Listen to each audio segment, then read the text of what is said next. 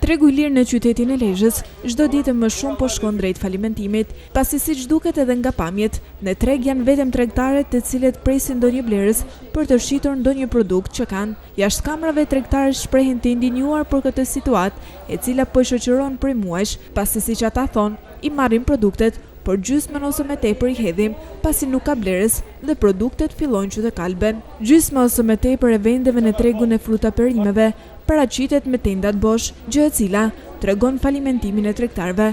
Ata theksojnë se taksat i paguajnë çdo muaj pranë bashkisë dhe duke mos shitur gjë.